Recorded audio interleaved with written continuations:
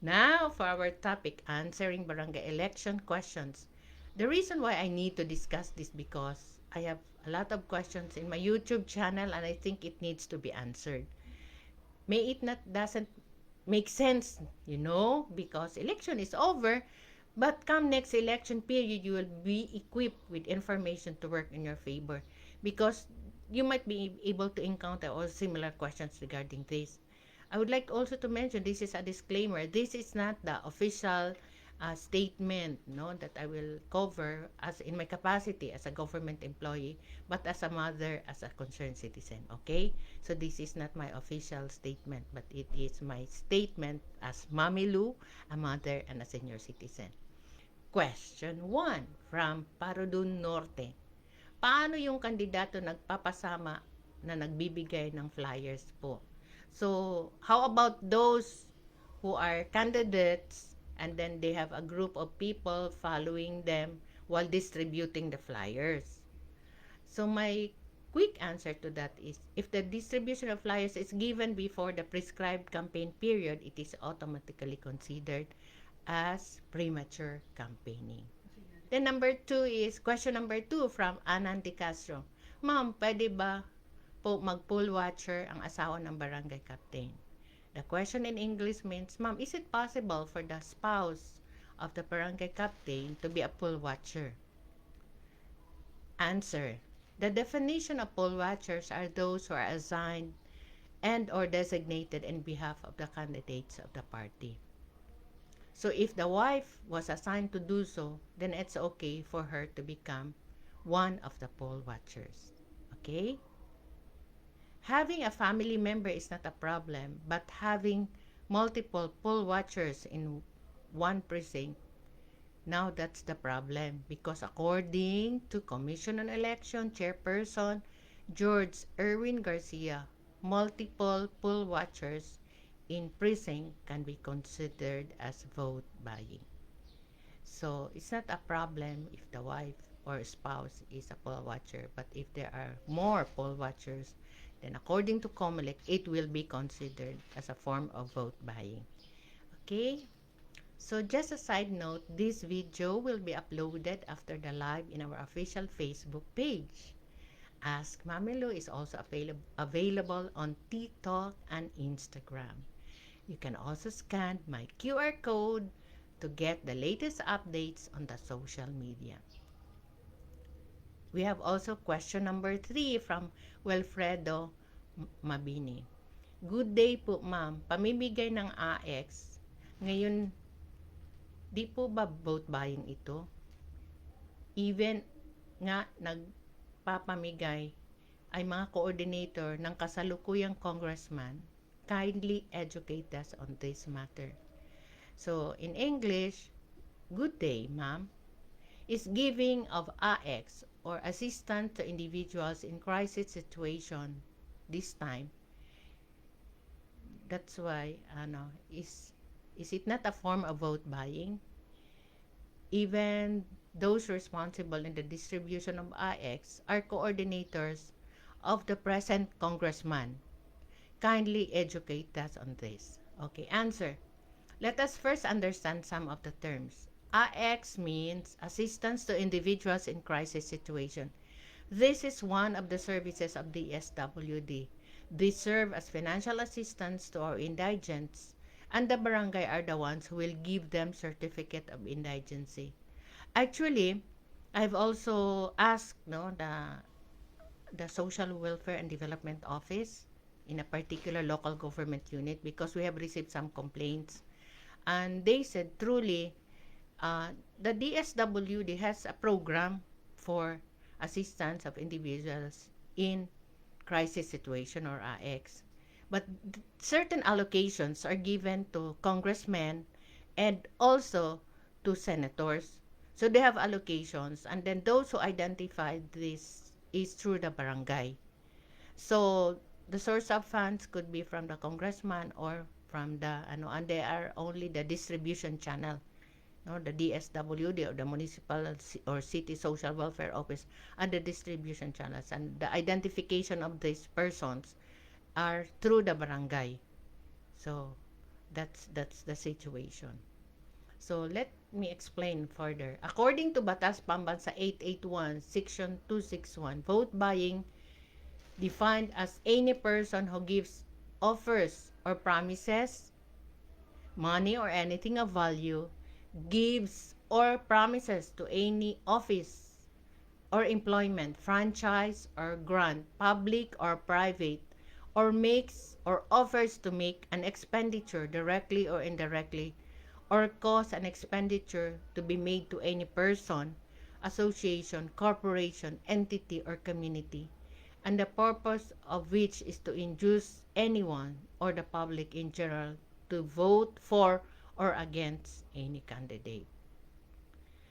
From my understanding, AX can be considered as a form of grant and can be possible tool for vote buying, given the situation that there is. Now the challenge for you, Wilfredo, is how you can prove it as a form of vote buying. Do you have evidences? Are you willing to complain? To file a complaint regarding this? Because the government does not address a complaint based on hearsay or chismis alone. You need to file an official complaint, signed, sealed, delivered to the office. Good thing COMELEC accepts complaint via email, but if the COMELEC calls you to appear and present your evidences, are you willing to sacrifice your time for this matter? At the end of the day, the COMELEC will still make the final verdict and not us the complainants, because it would be on the basis of evidence. So we have to have that understanding, no, as to the process. I remember about a video I saw on Facebook. A lumad was ranting in the barangay hall because they refused to give him a certificate of indigency, because during that time there were some grants that has to be granted, no. I assume that it was AX. Or maybe other financial assistance. This happened last October, few weeks before the campaign period. The lumad believes the refusal was political. I believe the barangay apologized. I'm not sure if the barangay captain in that area won after it was seen in the Facebook, no. So the barangay captain, because they were they were refused to be given certificate of indigency. Actually, I verified in the area. That's why barangay captain was not able to make it during the election. So he lost in the election. And then also, at least there is a chance now. I hope the new barangay captain or punong barangay will really address, no, to be equal, to be inclusive, no, to the needs of those indigents, because these are people in crisis situation that need assistance. Okay? So Ask Mamilo is also available on YouTube. Please like and subscribe if you want to support this advocacy. Thank you for not skipping the ads. So any comments? Good day. Also, we have a question number 4 from Superman Ako.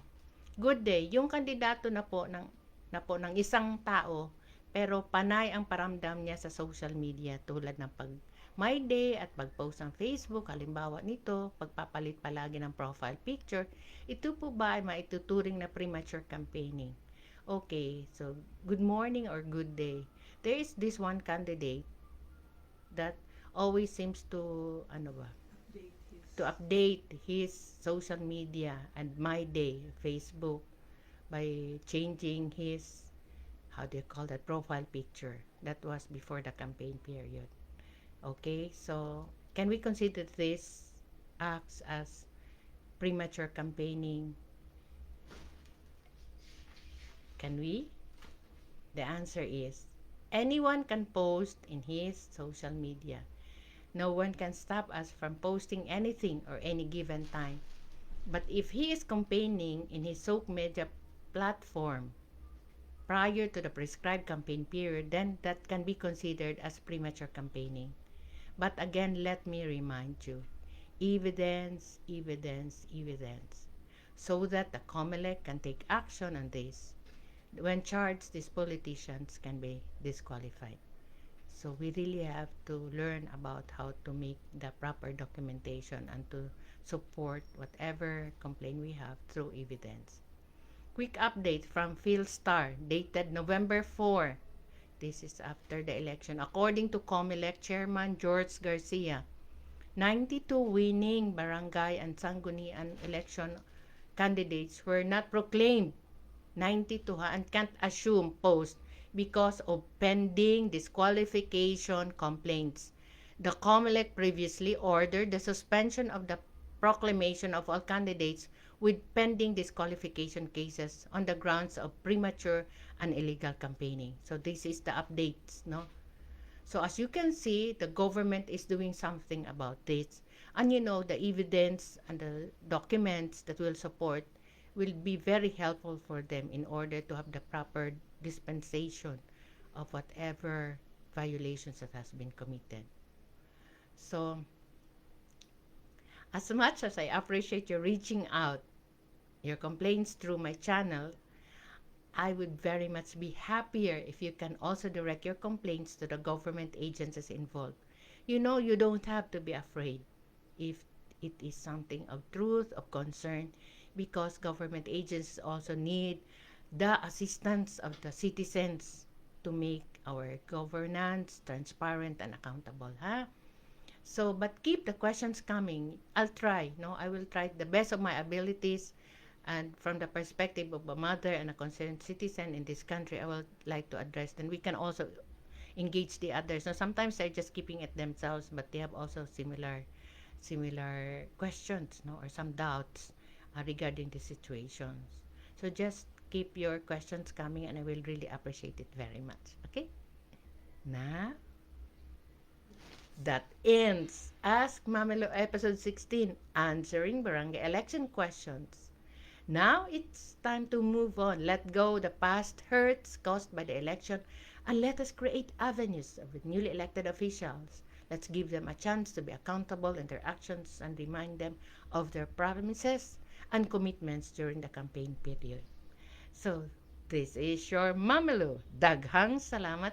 Thank you for welcoming me to your space, and see you next Sunday. Bye-bye, bye-bye, bye-bye, bye-bye. And thank you, thank you, thank you. Thank you very much. Cheers and happy Sunday.